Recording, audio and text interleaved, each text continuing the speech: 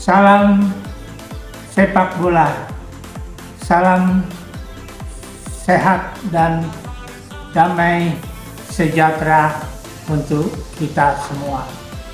Kembali di ruang sepak bola Paulus Sutrisno Regen.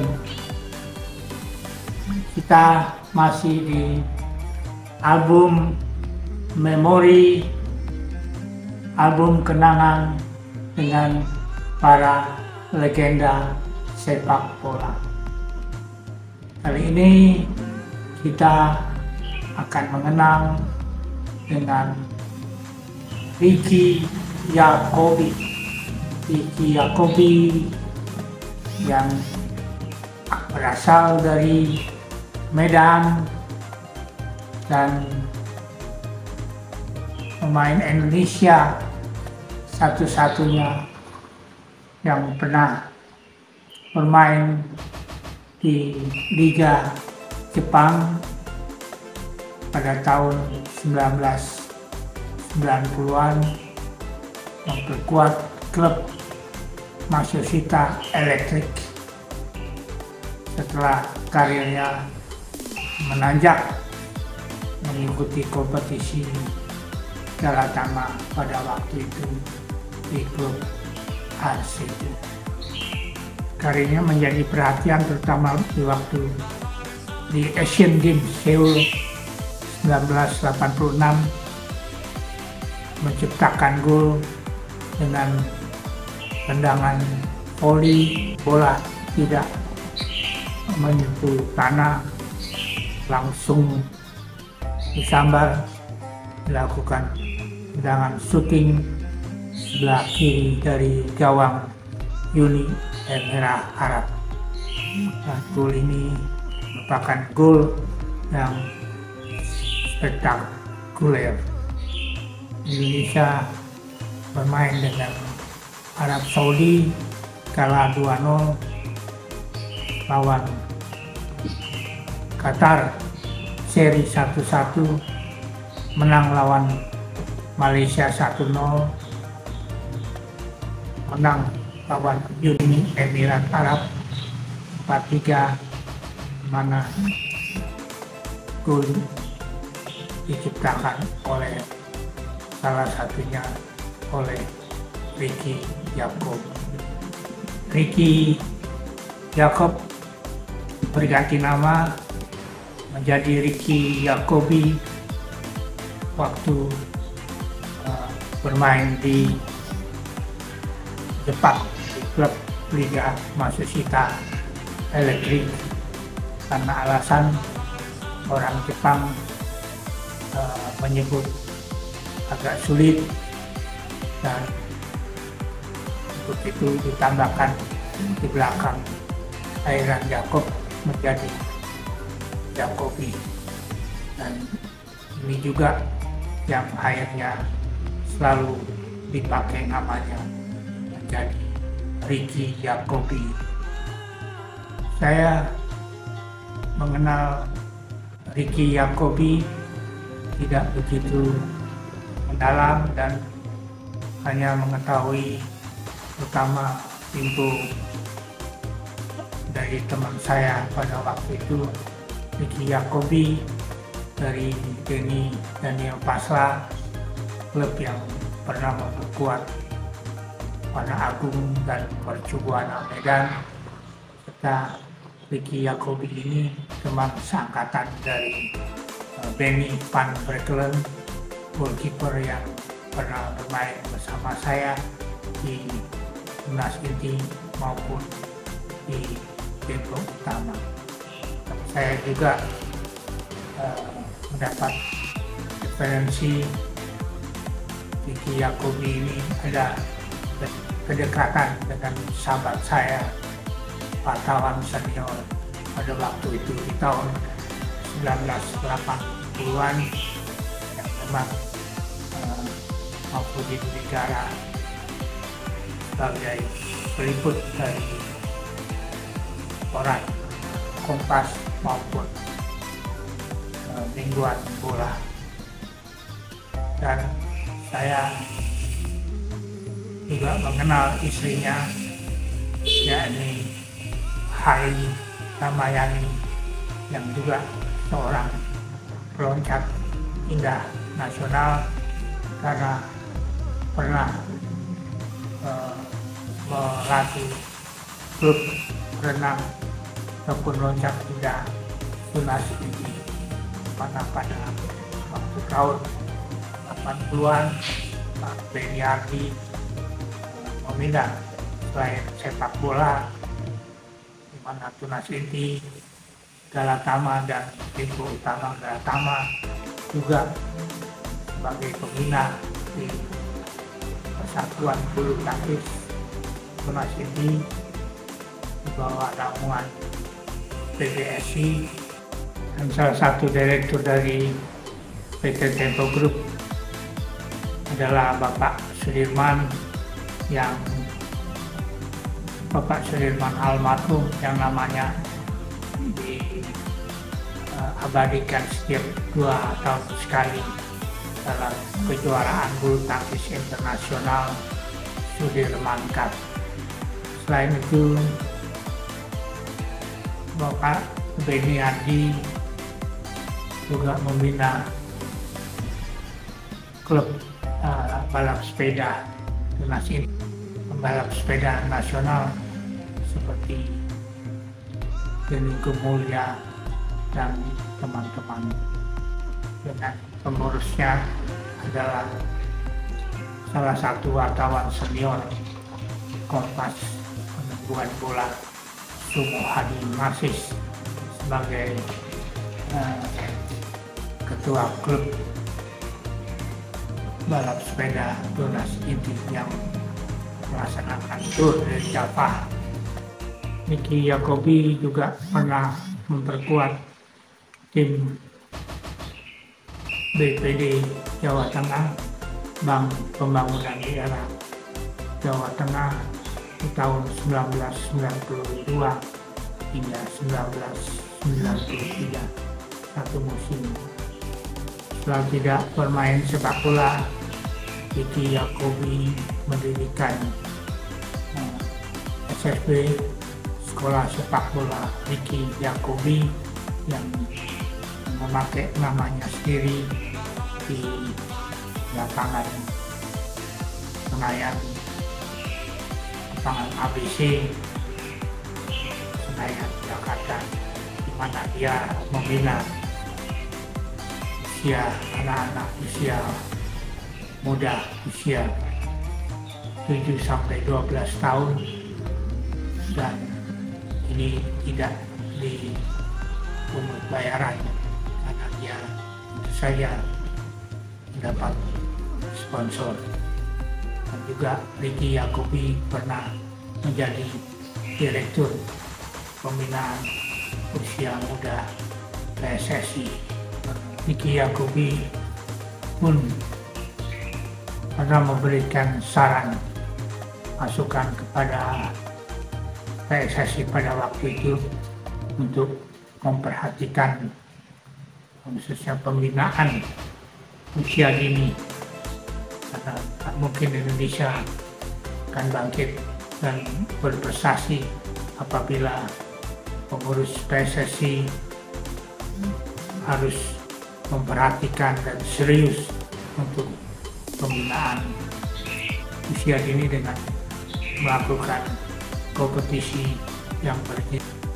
Sepak bola itu tidak terlepas dari regenerasi, karena itu wadah pembinaan usia muda seperti kompetisinya harus dijalankan, dan inilah cikal bakal nantinya generasi-generasi Indonesia akan muncul, karena membina sepak bola khususnya untuk pembentukan suatu klub atau tim nasional diperlukan waktu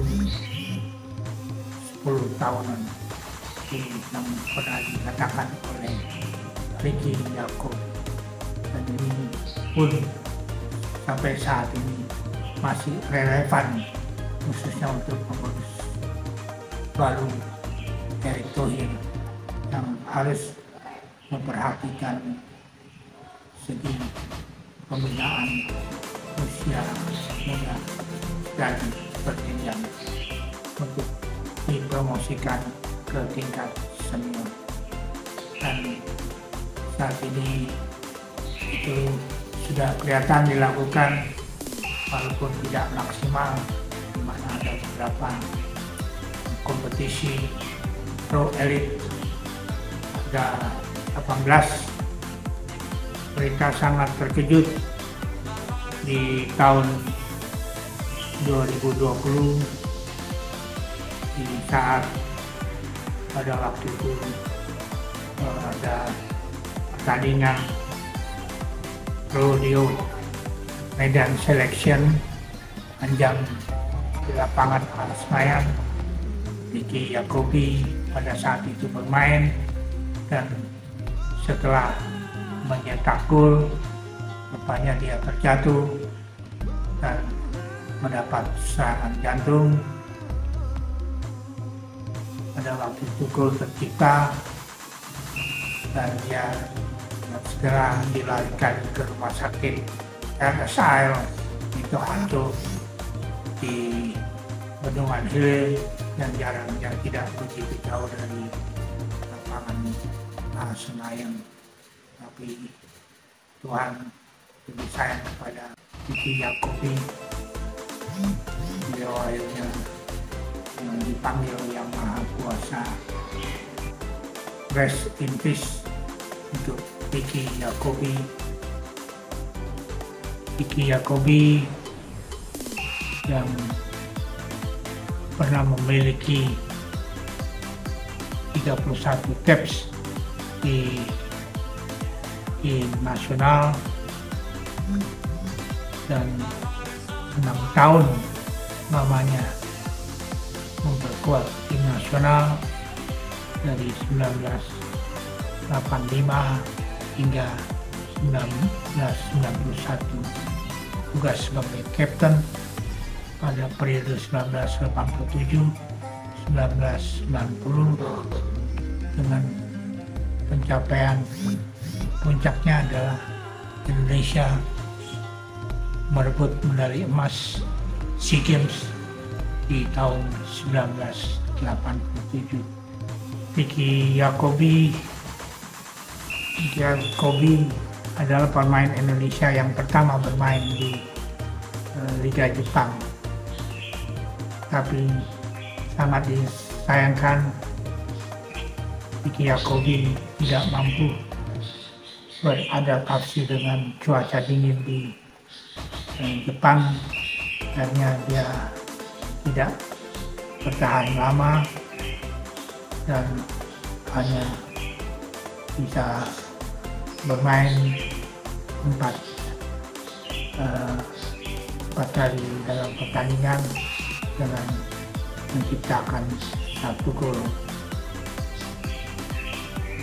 Tapi dengan demikian Ricky Yacobi tetap dikenang dan dikenal sebagai pemain pioner, pemain Indonesia yang bermain di liga luar negeri, khususnya di Liga Jepang. Ricky Yacobi selain sebagai pemain sepak bola yang boleh dikatakan cukup ganteng dengan penampilannya tersebut, pernah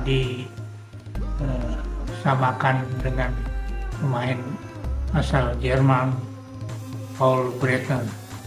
Tapi Paul Breitner ini adalah pemain belakang, tetapi juga boleh dikatakan pemain yang ngotot seperti Ricky Yacobi yang dalam hal ini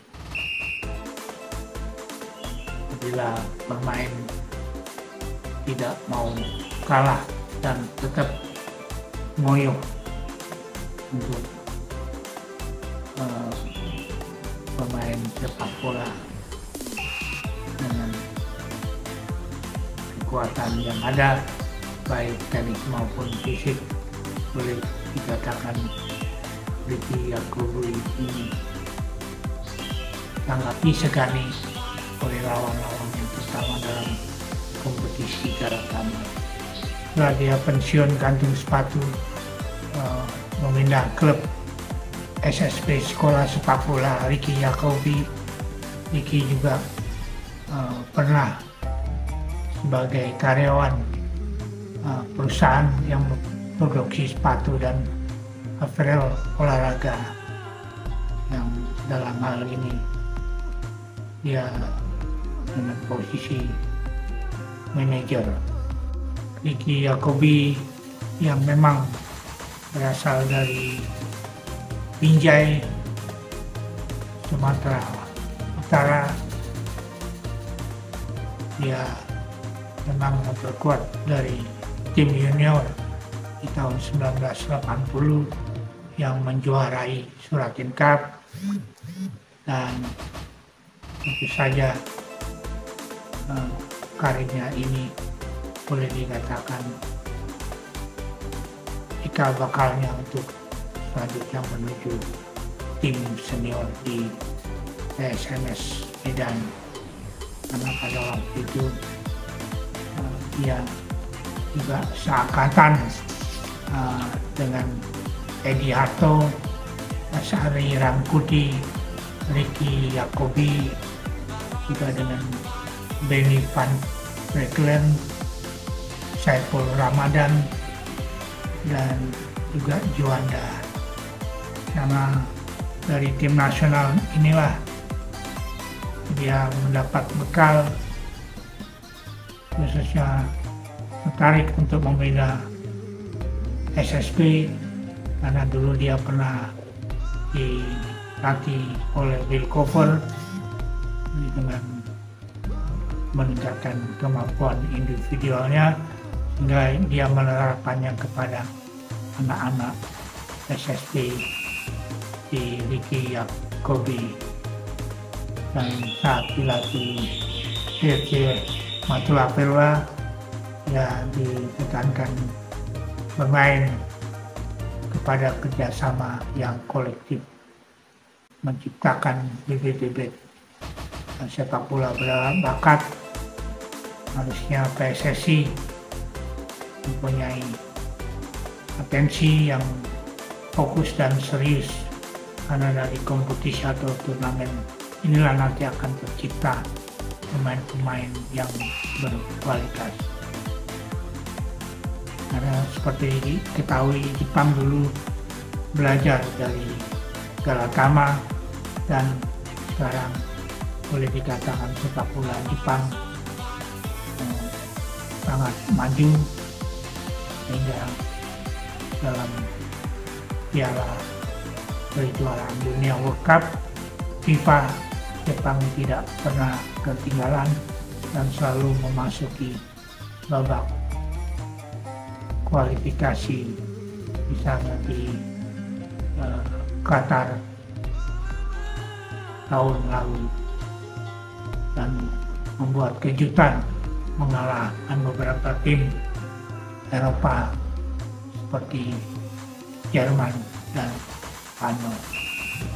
Ricky pun mempunyai beberapa masukan dan kegalauannya tentang sepak bola Indonesia, karena terus terang sepak bola merupakan hidup matinya, dan dia sangat mencintai.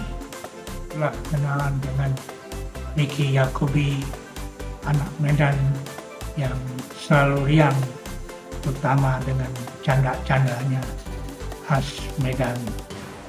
Dalam hal ini sepak bola Indonesia kehilangan Ricky Yacobi di usia 57 tahun saat itu, yang pasti namanya telah ditorehkan di sejarah sepak bola Indonesia dengan meraih medali emas SEA Games yang saat ini memasuki SEA Games yang ke-32, di mana Indonesia saat ini memasuki babak semifinal, menjadi juara grup A dengan mengalahkan lawan-lawannya, seperti kemarin mengalahkan Kamboja sebagai tuan rumah dengan 2-1, dan sebelumnya juga menggilas habis tim-tim seperti Filipina dan juga Myanmar. Harapkan di semifinal Indonesia akan bisa lolos dan masuk final. Akhirnya kenangan dengan Ricky Yacobi akan tentu saja mengingatkan agar timnas nasional U22 yang saat ini berlaga di SEA Games dapat mengulangi sukses dari Ricky Yacobi di tahun 1987.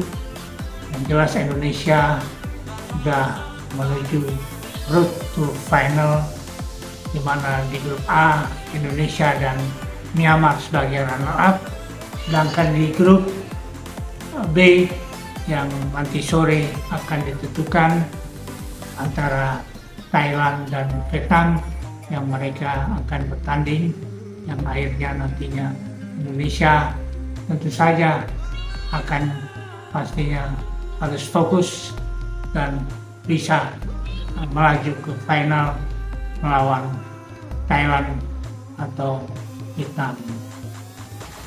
Terima kasih atas atensinya. Semoga Indonesia khususnya bisa bangkit kembali dan berprestasi, dan inilah awal kebangkitan timnas Indonesia di tahun 2023. Terima kasih. Akhirnya God bless. Tuhan memberkati kita semua. Amin.